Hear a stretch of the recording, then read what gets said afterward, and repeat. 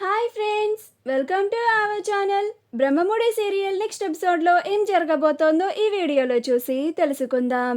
రాజ్తో మాట్లాడిన అపర్ణ అసలేం జరిగింది అని తెలుసుకోవడానికి ఈ వీడియోని స్కిప్ చేయకుండా ఎండ్ వరకు చూసేయండి. అప్పు స్వప్నలు ఇద్దరూ కలిసి రుద్రాణికి బుద్ధి చెప్పాలి అని, రుద్రాణితో ఒక ఆట ఆడుకోవాలని ప్లాన్ చేస్తారు. అలా వాళ్ళు డైనింగ్ టేబుల్ మీద కూరలు కాకుండా డిష్ గిన్నెల్లో చేపలని, పచ్చి రొయ్యలని, అలానే పీతలను పెట్టి రుద్రాణిని భయపెట్టాలని చూస్తూ ఉంటారు. అలా రుద్రాణికి పిచ్చి పట్టింది అని రుద్రాణినే నమ్మించాలని అనుకుంటూ ఉంటారు. అప్పుడు స్వప్న అప్పులు ఇద్దరూ కలిసి కరెక్ట్గా రుద్రాణి భోజనం చేసే టయానికి అవన్నీ రెడీ చేసి రుద్రాణి వచ్చిన తర్వాత వాళ్ళిద్దరు కూడా అక్కడికి వస్తారు. అప్పుడు స్వప్న కావాలని అప్పు, ఈరోజు శాంత చాలా స్పెషల్ డిషెస్ చేసినట్టుంది కదా, చాలా బాగా స్మెల్ వస్తోంది అని అంటుంది. అప్పుడు అప్పు అవునక్క, వాసన గుమగుమలాడిపోతుంది అని అంటుంది. ఆ మాటకి రుద్రాణి మీరిద్దరు కొంచెం ఓవర్ చేస్తున్నట్టుగా లేదు అని అంటుంది. అప్పుడు స్వప్న నువ్వు చేసే ఓవర్ కన్నా ఇదేముందిలే అత్త అని అంటుంది. అప్పుడు రుద్రాణి నాకు రాని వాసన మీకెక్కడి నుంచి వస్తోంది అని అంటుంది. అప్పుడు స్వప్న నీకు వాసన రావట్లేదేమో, పోనీ కళ్ళతో అన్న చూసి ఆశ్చర్యపో అత్త అని అంటుంది. అప్పుడు రుద్రాణి అంత బాగా ఈ శాంత ఏముండింది అని మూతని తీస్తుంది. అలా మూత తీయంగానే అందులో పచ్చి చేపల్ని చూసి రుద్రాణి ఒక్కసారిగా భయపడుతుంది. అది చూసి స్వప్న అప్పులు ఇద్దరు నవ్వుకుంటూ ఉంటారు. అప్పుడు రుద్రాణి ఏంటిది అని అంటుంది. అప్పుడు స్వప్న చేపల పులుసు అని అంటుంది. అప్పుడు రుద్రాణి ఏంటి నీళ్ళల్లో పచ్చి చేపలు వేస్తే దాని చేపల పులుసు అంటారా అని అంటుంది.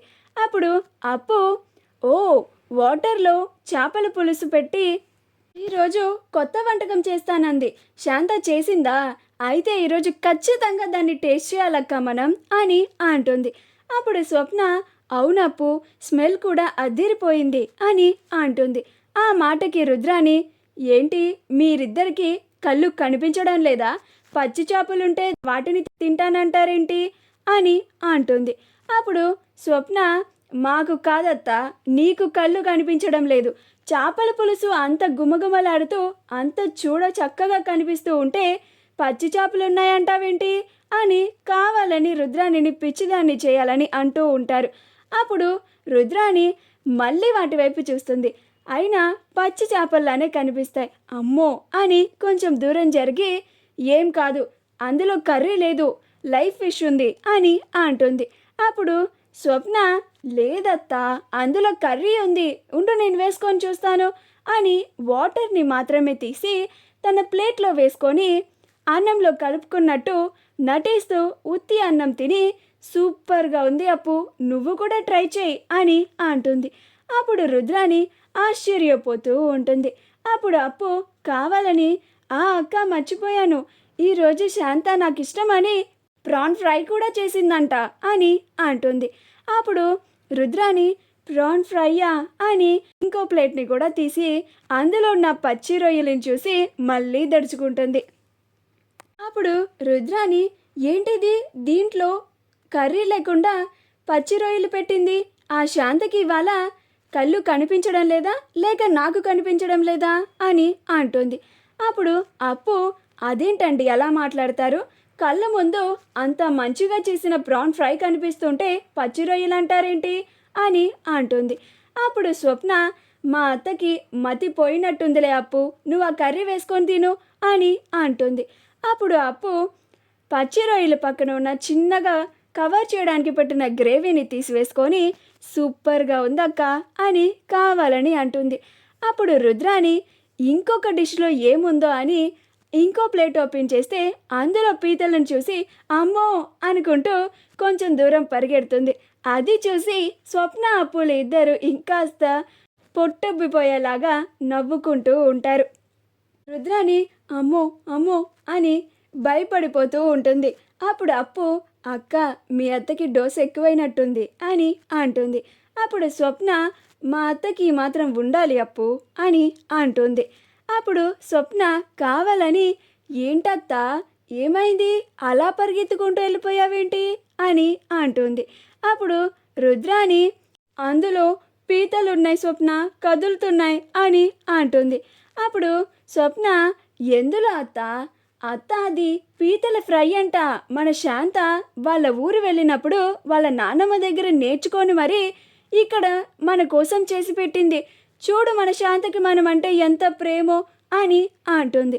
అప్పుడు రుద్రాని ప్రేమ నా బొంద అన్నీ కూరలు వండకుండా లైవ్ పెట్టి నన్ను ఇలా భయపెడుతోంది అని భయపడుతూ ఉంటుంది. అప్పుడు స్వప్న రుద్రాని పరిస్థితిని చూసి నవ్వు ఆపుకోలేక అత్త నీకేమన్నా పిచ్చి పట్టిందా ఏంటి ఎందుకు ఇలా మాట్లాడుతున్నావు అన్ని కర్రీస్ అంతా మంచిగా చేసి పెడితే శాంత లైవ్ ఇవి పెట్టింది అని అంటున్నావేంటి అని అంటుంది. అప్పుడు అప్పు కూడా అవునండి స్మెల్ కూడా చాలా బాగా వస్తుంది మీరు ఇందాక నుంచి చూస్తున్నాను ఒక్కొక్క డిష్ని ఓపెన్ చేస్తున్నారు భయపడుతున్నారు అందులో ఉన్నది కర్రీనే కదా అని అంటుంది. ఆ మాటకి రుద్రాని ఇదేంటి నాకు మాత్రమే ఇలా కనిపిస్తుందా వీళ్ళిద్దరికి నిజంగానే కర్రీలాగా కనిపిస్తుందా అమ్మో అనుకుంటూ అక్కడి నుంచి పక్కకి వెళ్ళిపోతుంది. అలా రుద్రాని వెళ్ళిపోయిన తర్వాత స్వప్న అప్పులు ఇద్దరు చాలా బాగా నవ్వుకొని అక్క నువ్వనుకున్నట్టే మీ అత్తని వెర్రిదానిలాగా చేశాము అని అనుకుంటూ నవ్వుకుంటూ ఉంటారు. అప్పుడు స్వప్న మా అత్తకి ఇంతే జరగాలి లేకపోతే కావ్యని పిచ్చిది అని అంటుందా అని అంటూ ఉంటుంది. ఆ తరువాత సాయంత్రం డిన్నర్ ప్రిపేర్ చేయడానికి కావ్య కిందకి వస్తుంది. అలా తన మొబైల్ని ఛార్జింగ్లో పెడుతుంది. కావ్య వంటగదిలో తన పని చేసుకుంటూ ఉంటుంది. ఈలోగా రాజ్ కావ్యతో మాట్లాడడానికి కాల్ చేస్తూ ఉంటాడు. అప్పుడు ఫోన్ రింగ్ అవుతూ ఉంటుంది. కావ్య పనిలో బిజీగా ఉండడం వల్ల ఆ కాల్ వస్తూ ఉండడం కూడా తనకి వినిపించదు. అప్పుడు అపర్ణ అమ్మ కావ్య నీకు ఫోన్ వస్తోంది అని అంటుంది. అప్పుడు కావ్య ఎవరు చూడండి అత్తయ్య అని అంటుంది. అప్పుడు అపర్ణ అలాగేనమ్మా అని ఆ కాల్ని లిఫ్ట్ చేయడానికి వస్తూ ఉంటుంది.